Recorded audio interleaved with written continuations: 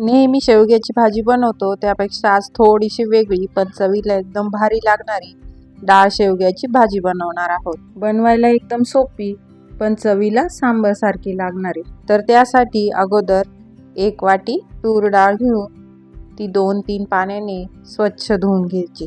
डाळ स्वच्छ धुवून झाली की त्यात भरपूर पाणी घालून 1 तासासाठी अशीच भिजत ठेवून द्यायची।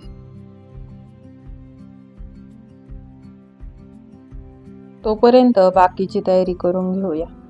तर मी ते 2 ते 3 शेवग्याच्या शेंगा घेतल्या आहे, त्याचे साल काढून घेऊया आणि 2 ते 3 इंचाच्या शेवग्याच्या शेंगा कट करून तुकडे करून घ्यायचे। खूप छोटे छोटे तुकडे करायचे नाही, जरा मोठेच राहू द्यायचे, म्हणजे खाताना चांगले निवडून खाता येतात शेंगा। आता शेंगा घेताना खूप जाडही घ्यायच्या नाही, नाहीतर त्यातील बिया कडकड वाजतात, आणि खूप बारीकही घ्यायच्या नाही, नाहीतर मग त्यात अजिबातच गर नसतो। त्यामुळे मीडियम साईजच्या अशा शेंगा घ्यायच्या आहे।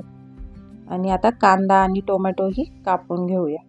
कांदा आणि टोमॅटो एकदम बारीक असा कापून घ्यायचा आहे।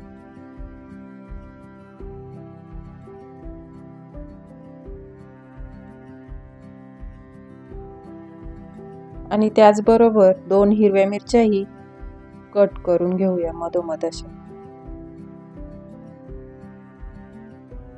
एका वाटीत थोडीशी चिंच घेऊन त्यात पाणी घालून ही भिजत ठेवूया। आता एवढ्या वेळात 1 तास झालेला आहे। 1 तासानंतर डाळ छान अशी फुगली आहे। त्यातलं पाणी काढून टाकायचं। फोडणीसाठी कढईत 2 चमचे तेल घेतले आहे।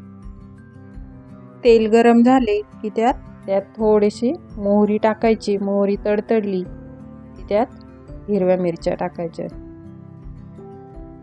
आणि छान हिरव्या मिरच्या परतल्या गेल्या की त्यात कढीपत्ता टाकायचा। कढीपत्ता परतला की त्याच्यामध्ये थोडासा हिंग टाकायचा, अगदी चिमूटभर। हिंगामुळे डाळ पचायला मदत होते। त्यातच कांदा टाकून कांदा छान परतून घ्यायचा। 2-3 मिनिटातच कांदा छान परतला जातो। कांदा खूप जास्तही परतवायचा नाही, त्याचा कच्चेपणा गेला की त्यात टोमॅटो घालून घ्यायचा। आता टोमॅटोही छान असा परतून घ्यायचा, मॅश होईपर्यंत चांगला तो परतत राहायचा। अगदी थोडा शिजायला आला की त्यात अर्धा चमचा हळद घातली आहे। 1 ते 1.5 चमचा लाल तिखट। लाल तिखट तुमच्या आवडीप्रमाणे तुम्ही कमी अधिक करू शकता। हिरव्या मिरच्याही अगोदर टाकल्या आहेत, त्यामुळे तुम्हाला कितपत तिखट लागते त्याप्रमाणे तुम्ही लाल तिखट वापरू शकता।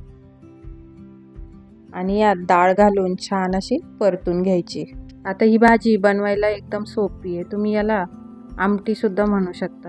डाळ छान परतली गेली की त्यात गरम पाणी ओतायचे। पाणी टाकताना पाण्याचे प्रमाण थोडे जास्तच ठेवायचे, भाजी शिजोपर्यंत पाणी आटले जाते। आता या भाजीला छान अशी आंबट गोड चव येण्यासाठी चिंच भिजत ठेवली होती, ती पाण्यात कुस्करून आणि गाळून घेतली आहे, आणि थोडासा गूळ टाकला आहे।